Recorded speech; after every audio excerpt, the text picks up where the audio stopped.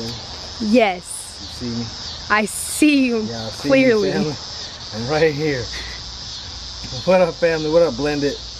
Today, also, I want to talk to you about my car accident. What happened to me, and let you know a little bit about that. May 7th, 95. It was a Sunday afternoon. Me, my sister, and my cousin went to a friend of mine's house to pick him up to go play some basketball, to hang out and have a good time. I was in a bowling league, and I was a captain of the bowling team. I was supposed to be there that night, but obviously I didn't show up. They was like cussing me out, talking about me and stuff, talking bad about me. But then they seen on the news what had happened. But anyway, pick my guy up. Of course, I was in the driver's seat. I was driving. My friend was sitting behind me. My sister was in the rear passenger, and my cousin was in the front. We driving, we driving, just hanging out, partying. I had a Cavalier, had it sitting bow-legged. For you that don't know what that is, it means the tires were sticking outside of the car. It was sitting bow-legged. The car was bad. It was dope. Anyways, driving, going through a light. A guy was driving, I was going east and west. He was going north and south. Hit me right in my driver's side door. Pushed my car down the street into a pole. Smashed my car. Of course, I don't know what happened. I guess it had knocked me out instantly. When the woman that first got to the accident scene, she was actually a nurse, which thankful, because if it wasn't for her, I wouldn't be here. But hold up. One thing, when I got when we left his house, I had my seatbelt on, and for some reason I took it off. I don't know why. I think maybe God told me something, or for whatever reason I took the seatbelt off. If I hadn't taken it off, I'd be dead, because it would have gave me too many internal injuries. So I took the seatbelt off. And I said the guy hit me, pushed my car into a pole, and then the woman that saved my life or got me out of the car, I actually met her. She's the one that told me what happened, how everything went down. When she pulled me out of the car, first off, when I got in the accident, I guess when I got hit, my arm went between a seat and a center console. I broke my arm in 7 places. They wanted to cut it off. My mom said, "Don't you cut his arm off? You try to do whatever you can to save it." So they put 2 pins and a rod in my arm to help the bone mend back together, to keep it in place. But she got me out of the car. When she pulled me out, she said I didn't have a heartbeat, a pulse, no nothing. She gave me mouth to mouth. She said that didn't work.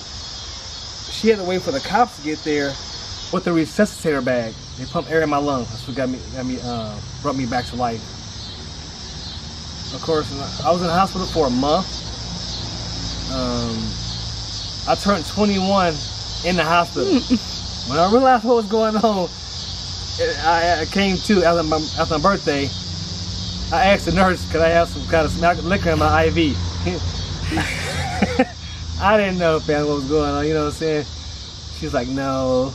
They gave me some good drugs, though. I was out. I was feeling good. But anyway, that happened. Once I got out of the hospital, I wish I had died because of all the pain and suffering that I was going through. I was in physical therapy, speech therapy, occupational therapy. I couldn't walk right. I couldn't talk right, because I was laying in the bed for a month. I didn't move. I was unconscious for 2 weeks. Those 2 weeks, they were telling my mom, he's gonna live, he's gonna die, he's gonna live, he's gonna die, he's not gonna make it. They didn't know, because I would go in and out. I was doing pretty bad. But let me show you guys something. This is the car wreck. If you can get in closer on that, Neil. That's the car wreck. The red car is mine. You can see how total that thing is. It was a 4-door. When I got hit, it looked like a 2-door. That car got smashed. Because when it hit that pole, it pushed the motor in the front seat of the car and pushed everything back. So, it totaled that car. And when I came to, I had asked, what was I doing in the hospital? I didn't know. They said I was in a car accident. I'm like, no, whatever. But, you know, they showed me the newspaper article and stuff, and that's what happened. Now, with that being said, this is my dad's mom. She died March of that same year. And like y'all seen the tattoo on my chest, the praying hands. This is what it is, the praying hands.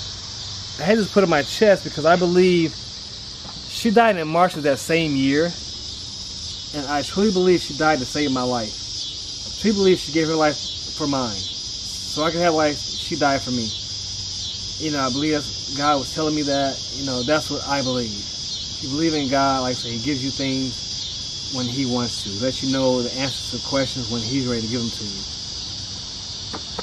She died to save my life. You know, I love her, I miss her. Now this is my mom's mom. When I was in the hospital, most of my family was there from St. Louis, here in Indiana. From St. Louis, Florida, Detroit, or Michigan, all over. My family came from all over. So they didn't know if I was gonna live or die. And when I came to, she was the only one I remember seeing. And I believe that was God's way of telling me, you're gonna be okay. I mean, I had tubes in my nose, tubes in my sides, tubes in my stomach, because I had a collapsed lung. I had 2 closed head injuries, collapsed lung, broke my arm in 7 places. You know, I was in bad shape. I mean, I don't know if you can see it. Where is it at? That little dent right there? That mark right there, that's one of them. Oh, wow. Here's the other one right there. And then your shoulder. They had 2, and there's a mark right there where one of the pins was, and then it's a mark up here where another pin was, and the rod was through my bone. So, you know, I was in bad shape, man. But my grandparents, they were there for me to give me life. They were God-fearing women. You know, they were there for me. One, to give her life for mine, and the other one to tell me, you know, seeing her face, it was God's way of telling me, you're going to be okay. After that, you know, going through physical therapy, occupational therapy, speech therapy, it was tough, man. I couldn't move my arm. I couldn't raise it. It hurt so bad. To this day, when I move it, it still pops. It's popping right now. Because the way the pin and the rod were, they weren't set right. They had to take them out and put them back in. So, and the bone grew over top of them and stuff, and it just, like right now, it pops. It gets bad sometimes. But you know, going through all of that, and one thing, when that happened, all I could remember was darkness. And you know, people say when they died, they seen the light, they seen God. When I died, all I remember is darkness. Because at that time, I was running with the wrong crowd, you know, gang and stuff, and thinking I was bad and tough.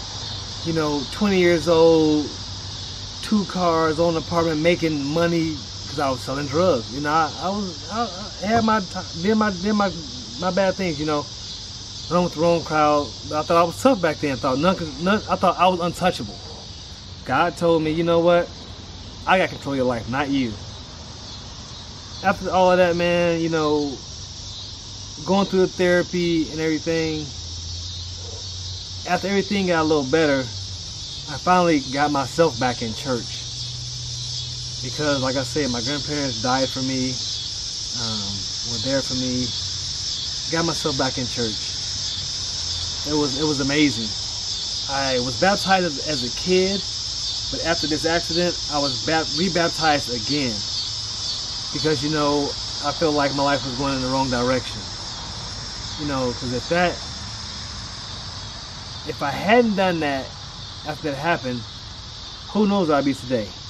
I don't know. I'm thankful, I'm grateful. You know, I'm blessed. I still have life. I'm here today, and I have, you know, expanded family. You ladies and gentlemen, you're my family. from all over the world. It feels good. I love it. I enjoy it. You know, my daughter Chanel, she's been working with us, helping us here with me. You know, other daughters, they're away, but Chanel's been here through everything. I'm just thankful, man. You know, I want to share that with you guys because I've talked about the accident before, but I don't want to get into it. I'm thankful for everything. That's why I say to now and in some of our Sunday times, you know, be thankful, get the blessings, give blessings, make someone smile, make someone's day, because you never know. Any given time, it could be over for that person or you. You never know. So, you know, family, I love y'all, man. Thank y'all for showing us love and support, being here with us, rocking with us.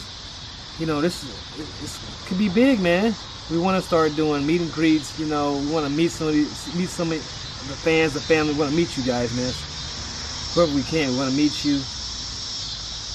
We want to, you know, do this big. You know, God gave me a second chance, and I'm gonna take it to the fullest. Because again, any given day, I could not be here.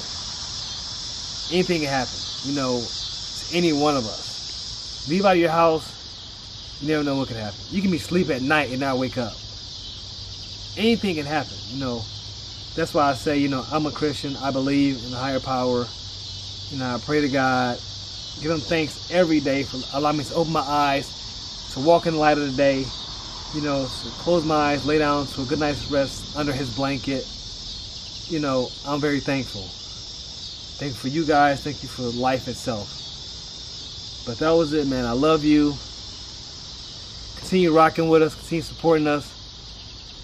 And hopefully, like I say, good to see you guys sometime. I love you. Spirit fingers. No. Want to get it again? What you got? You got something to say? Got something to say? I love y'all, man. Peace out. With the resuscitator bags, and that's how they brought me back.